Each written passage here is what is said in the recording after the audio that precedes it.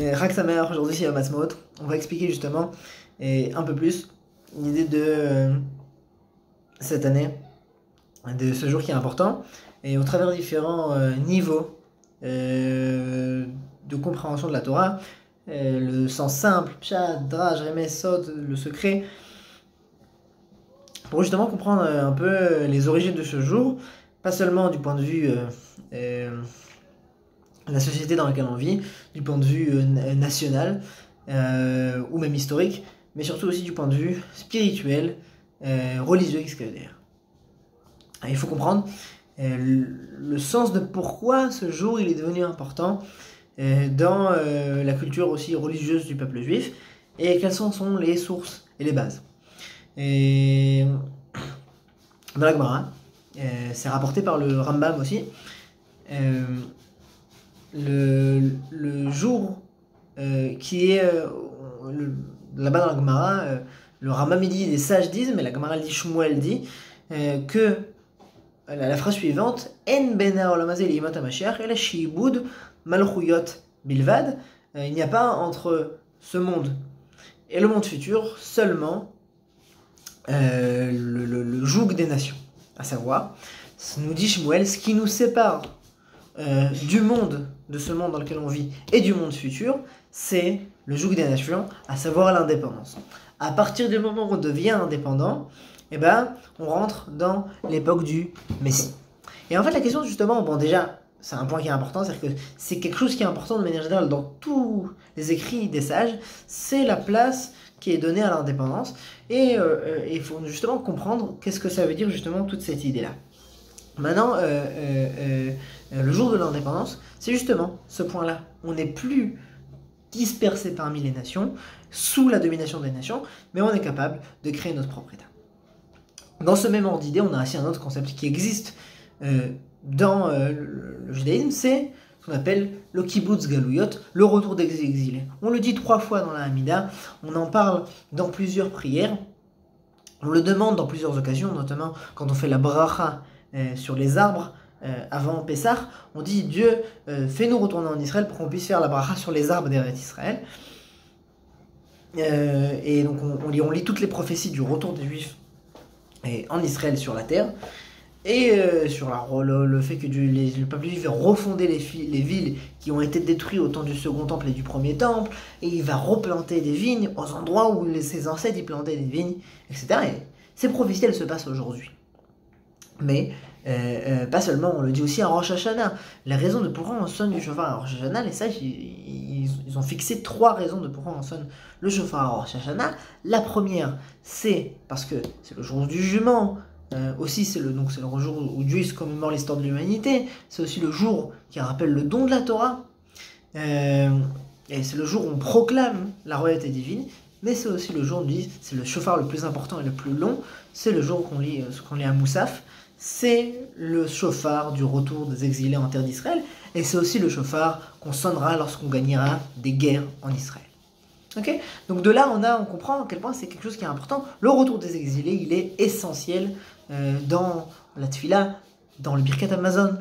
On a une bracha spécialement sur le retour des exilés et le retour de l'État juif et du temple, etc. Encore plus, on a toutes les périodes des jeûnes, etc., de la destruction du temple qui nous rappellent aussi l'exil.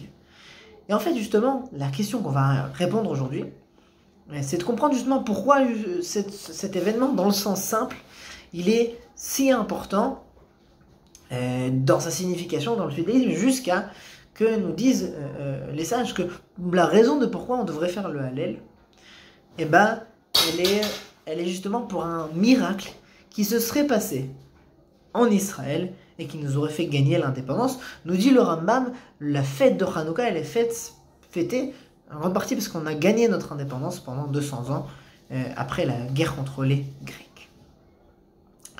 Et en fait, il faut comprendre justement que ce point-là dans la Torah, et c'est les sages, il veut nous dire quelque chose de très large quant à la mission du judaïsme et du peuple juif sur terre.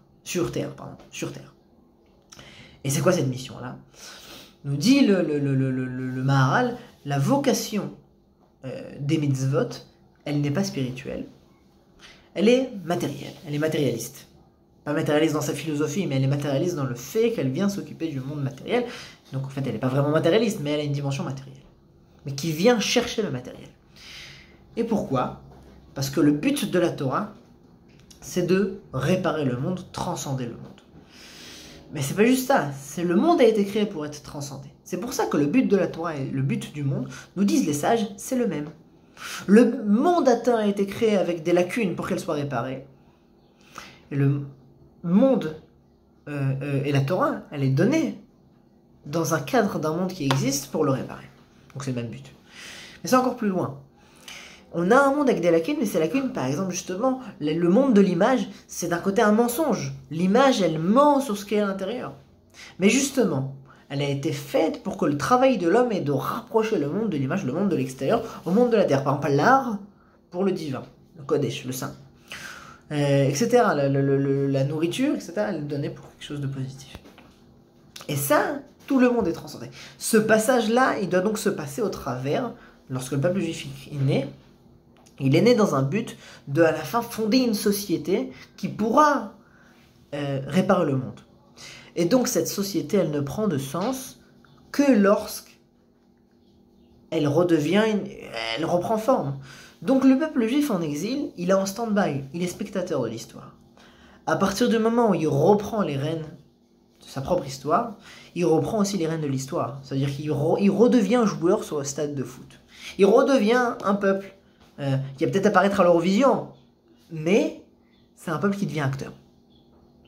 Et donc, il reçoit tout à coup les responsabilités d'une armée, d'un État, d'une police, d'un tribunal, de la justice, etc. Il doit reformer toutes les structures d'une société. Et la question, c'est, il doit tenir justement dans son objectif de ce pourquoi il a été envoyé. Il doit réparer les différents aspects de sa société. Et c'est pour ça, nous dit le Rav Kook, que la société israélienne, elle va se construire, d'après les faits, dans un contexte national, même non religieux. Parce que, nous dit le Rav Kook, les religieux, ils n'ont pas voulu prendre le rôle que la Torah leur a donné entre les mains. C'est pas juste le Rav Kook qui dit ça, c'est le Admour Hazaken de la Chassidut Rabat qui explique ça à partir des sources des psukim. C'est le Rabbi Nathan de Breslev qui dit que les rabbins ils s'opposeront au sionisme. C'est donc le Rabbi Nathan de Breslev, élève du Rabbi Nachman de Breslev. C'est les sages dans le Midrash, c'est les sages de la Gemara, c'est les sages d'Israël de l'époque du Talmud des Jérusalem qui disent ça. Ok. À l'inverse, nous, dans ce jour de Yom Ha'atzmaut, on vient justement rappeler notre vocation sur Terre, qui n'est pas seulement spirituelle, mais elle est aussi de réparer tous les aspects de la vie et de la société. C'est pour ça que le mariage est une chose qui se fait collectivement. C'est pour ça que l'armée, nous dit le Rambam, c'est une obligation pour tous. Rabbi Akiva nous dit, c'est une obligation même pour les prêtres d'aller à l'armée. Même la tribu des prêtres était obligée d'aller à l'armée. Pourquoi ? Il y aurait une obligation religieuse à la guerre parce que le but de la Torah, ce n'est pas un but religieux, mais c'est un but de réparer tous les aspects du monde. Et donc, on a des lois même de comment faire de l'art qui permettra de dévoiler le divin. On a des lois de chant, comment chanter, comment pas chanter dans le Beth Amikdash, etc., etc.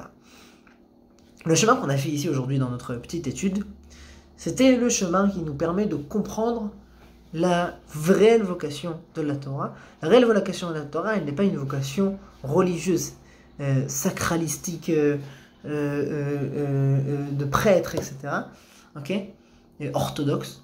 C'est une vocation qui vient justement vouloir créer une société qui est, entre autres, la société de Dieu.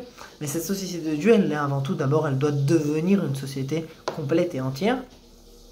Et donc elle demande à nous en fait de prendre les choses au sérieux. Lorsqu'on étudie un daf de Gemara, après Yom Ha'atzmaut, lorsqu'on a compris dans la source des sages que la seule différence entre le monde et l'époque du Messie, c'est juste l'indépendance. C'est que quand on a les cartes entre les mains, si on n'a pas les cartes, c'est fini le jeu. Lorsqu'on comprend ça, que c'est ce que la définition des sages et du Rambam et de la Torah sur ce qu'est le rôle du peuple juif, et bien lorsqu'on comprend ça, lorsqu'on ouvre le daf de Gemara, on lit plus de la même manière, on comprend qu'on parle ici d'un code juridique qui a besoin d'être compris du point de vue moral, du point de vue juridique, comment être appliqué. Et forcément, lorsqu'on prend la Torah au sérieux, et ben nos actions aussi elles sont sérieuses. Mais si on lit la Gemara comme il y a 200 ans, en mode, bon bah super, c'est une étude. C'est pas une étude, c'est un moyen de réparer ce monde, c'est un moyen de, à la fin de diriger ce monde. Et donc lorsqu'on lit Baba Kama, la Gomara de Baba Kama, eh ben on apprend comment gérer un tribunal, etc. Et donc, lorsqu'on comprend tout ça, on va finir sur ces petites idées. Et ben justement, nous dit le Rambam, nous dit le Maharal, c'est à ce moment-là que l'histoire elle commence. Nous dit le Maharal, il y a l'histoire d'avant l'indépendance. Le Maharal, il n'a pas vécu à l'époque de l'indépendance, mais il dit cette histoire avant, il dit c'est comme l'histoire de la lune. Elle est éclairée par le soleil, mais elle n'est pas illuminée. C'est-à-dire qu'elle a une influence, mais elle est dans le passé. C'est la délivrance d'avant, c'est la sortie d'Égypte. Mais il dit une fois que le soleil se dévoile, l'indépendance voit le jour, nous dit le Maharal, c'est là que commence la réelle réalisation de la réparation du monde et de la délivrance. Ça veut dire qu'on a commencé notre réel travail d'action seulement après l'indépendance, nous dit le Maharal. Et c'est ça, et c'est comme ça que commence l'histoire, nous dit le Maharal, du soleil, entre guillemets. C'est le soleil, c'est l'éclairement direct. Et souvent, justement, ce jour-là, il est un peu méprisé ou seulement juste symbolique, collective, nationale dans la tête des gens. Mais dans le judaïsme, des rabbins, de la Torah, et ben en fait, il a une dimension bien différente.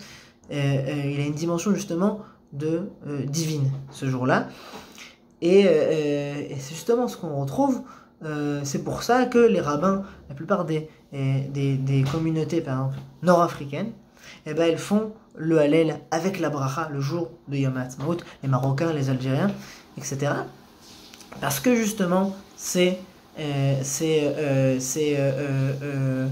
justement la raison, cette dimension, ce jour-là a une dimension importante, capitale dans la place qu'il a dans le judaïsme. Il est la base de l'action.